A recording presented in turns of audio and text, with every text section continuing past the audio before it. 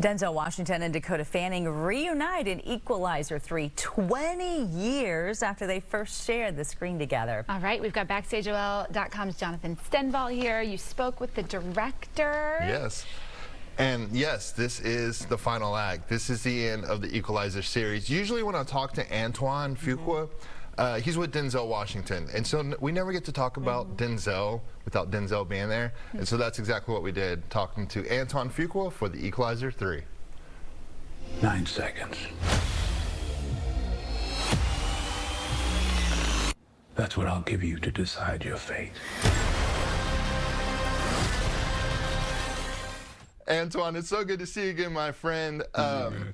Man, this is just surreal, because when we got to talk for Equalizer, who would have thought that, one, you would end up doing a sequel and then it would end up becoming a trilogy? So how excited are you for this movie to come out, man? I am excited. It's fun, man. It's the swan song, you know.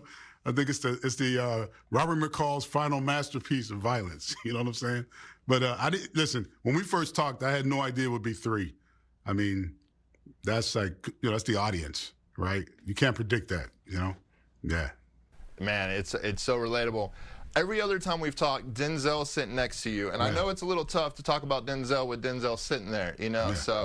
What's it like to direct someone like Denzel? It's like, you know, Ali or Jordan.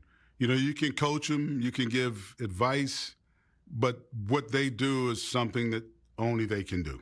Right, there's moments where Denzel's always surprising me and keeps it fresh, you know, and that's part of my job, is to keep an eye on that, and we discuss things way before we get there.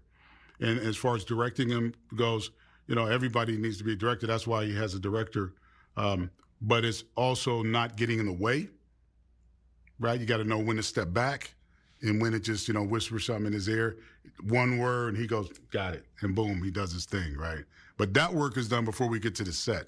What would you say the theme of Equalizer 3 is? Because Denzel's saying it's a lot different than the other two, because in the first one, you know, Robert McCall's just trying to live a normal, simple life. Yeah. And then in the second film, he's kind of dealing with the humanity and everything that he dealt with when he was part of the CIA. Right. What would you say the theme is for Equalizer 3? This is about him finding a place. 1 is finding a purpose, as you said. 2 is dealing with the past and coming to peace with that, the wife, the betrayals, the death of Susan. This one is about his own internal battles. And, you know, it starts off, he's in a darker place.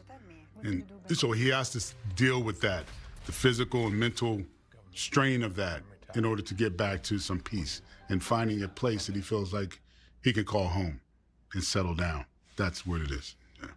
I know you said this is the last film in the franchise, so what have you learned as a filmmaker as you've gone through this trilogy? That I don't know anything. I don't know anything, man. That's perfect. That's it. I don't know anything, man. You do 1, you just do the best you can. If 2 comes, that's great. 3, I mean, come on. You know, I don't know anything. You did it, man. Just do my job. That's it. What a great way to end it. Fans will not be disappointed seeing Equalizer 3. I don't want to give too much away. I'm just going to leave it at that. So. Okay, so if we've never seen 1 or 2, do we need to see those first? No, Equalizer 3 will play on its own, definitely, but it would definitely help to see the first 2. They're fantastic films. So we have some homework to do before we go see it. All right. Equalizer 3 is in theaters Thursday night. Denzel Washington's so incredibly talented. Anything with Denzel, I will and Antoine, watch. Yes. incredible director. Next, TMZ.